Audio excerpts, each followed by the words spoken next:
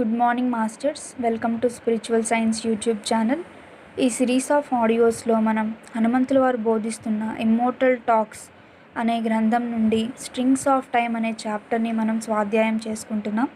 గతంలో మనం ఎక్కడైతే ఆపుకున్నామో అక్కడి నుంచి కంటిన్యూ చేద్దాం మాస్టర్స్. ఏనుగు వేట కుక్కల గుండా వెళుతున్నట్లుగా సన్యాసి వరండా వైపుకు వెళ్ళి ఒక ఆకలితో ఉన్న సన్యాసి భిక్షం వేయమని అడుగుతున్నాడని ఆ ఇంటి యజమానితో అంటే చంద్రతో అన్నారు. గాలిలో కత్తి ఎలాగైతే తిప్పుతారో అలాగ ఇరుగు పొరుగు వారి మాటలు తిట్లు తన మనస్సుకి తాకలేదు. ఏదో ఒక మనస్సు పొరకి తాకినా వెంటనే బాహ్య ప్రపంచం అంతా ఒక భ్రమ లాంటిది అన్న ఎరుక, రియలైజేషన్ అనేది తనలో ఉంది. అక్కడ సన్యాసి యొక్క ఆత్మ రెండుగా విడవడాలంటే ఒకవైపు నుంచి గట్టి భావన, ఎమోషన్తో లాగబడాలి, ఇంకొక వైపు నుంచి అంతిమ సత్యం అంటే సుప్రీం ట్రూత్ ఒకటి ఉందన్న ఎరుక రెండవ వైపు నుంచి లాగబడాలి.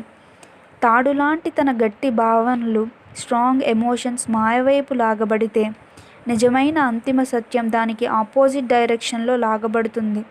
అదే దైవం వైపు లాగబడుతుంది. ఇరుగు పొరుగు వారి మాటలకి సన్యాసి ఆత్మ ఇన్సల్ట్కి గురై రెండుగా విడిపడుతుందని హనుమంతుల వారు అనుకున్నారు. నిజానికి అలా జరగలేదు.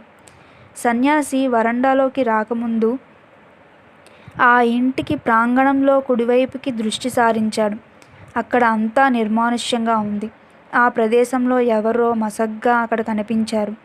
ఆ ఫెయింట్ ఫిగర్ అంటే మసగ్గా ఉన్న ఆ మనిషి వైపు ఆకర్షితుడయ్యాడు సన్యాసి. అతను ఆ సన్నివేశాన్ని చూసి మైనంలా కరిగిపోయారు. అతనికి చిమ్మ చీకటిలో ఒక తెల్లటి కాంతి కనిపించింది. అతను గుంపు నుండి నిటారుగా ఉన్న వాలుపైకి జారిపడ్డాడు. గోడ దగ్గర అమర్చిన షాఫ్ కట్టర్ యొక్క చక్రం అది కాలచక్రం వలె కనిపించింది. దాని చుట్టూ ఉన్న చీకటి కంటే నల్లగా ఉంది ఆ దృశ్యం. ఆ దృశ్యం పక్కనే తాను ఎన్నో సంవత్సరాలుగా ఎదురు చూస్తున్న తన కళ్ళు హనుమంతుల వారిని ఇమ్మోర్టల్ గురువుని చూసి ఎంతో పరవశించిపోయాయి. అలా చూస్తూ ఉండగా ఇంకా స్పష్టంగా కనిపించసాగింది. సన్యాసి హనుమంతుల వారి ముందు సాష్టాంగ నమస్కారం చేశారు.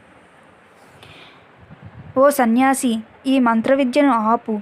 అతని వెనక ఉన్న గుంపు నుండి ఒక స్వరం వినిపించింది. అంటే హనుమంతుల వారు సాష్టాంగ నమస్కారం చేస్తూ ఉంటే వాళ్ళకి ఏమీ కనిపించలేదు. సన్యాసి ఏదో చేతబడి లాంటి మంత్రవిద్యను చేస్తున్నాడేమో అని అనుకున్నారు ఇరుగు పొరుగు వారంతా. తను ఇంతకుముందు హనుమంతుల వారి దృశ్యం చూశారు. ఆ దృశ్యం మాయమైపోయింది. ఓ దుష్ట మాంత్రికుడా, నువ్వు ఎవరి ముందు సాష్టాంగ నమస్కారం చేస్తున్నావు? లేచి ఈ ఇంటి నుంచి వెళ్ళిపో అని గుంపులో వారు అన్నారు. కళలు సాధారణంగా సంపూర్ణంగా అసంపూర్ణంగా ఉంటాయి. కానీ అతను చూసిన దృశ్యం సంపూర్ణంగా శాశ్వతంగా మరియు ఆనందంగా అనిపించింది. అది కళ కాదని అతనికి తెలుసు. అమరుడైన భగవంతుణ్ణి అంటే హనుమంతుల వారిని కలుసుకోవాలనే కోరిక ఎట్టకేలకు ఆ సన్యాసికి నెరవేరింది. అతను నవ్వుతూ లేచి నేరుగా వరండా వైపుకు వెళ్ళాడు. అతనికి ఏదో భగవంతునైన దైవిక కార్యం చేయడానికి వచ్చాడని తెలుసు. కానీ ఆ పని ఏమిటో అతనికి తెలియదు. అతను తెలుసుకోవాలని కూడా అనుకోవటం లేదు.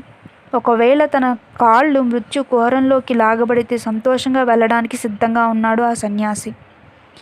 Thank you masters.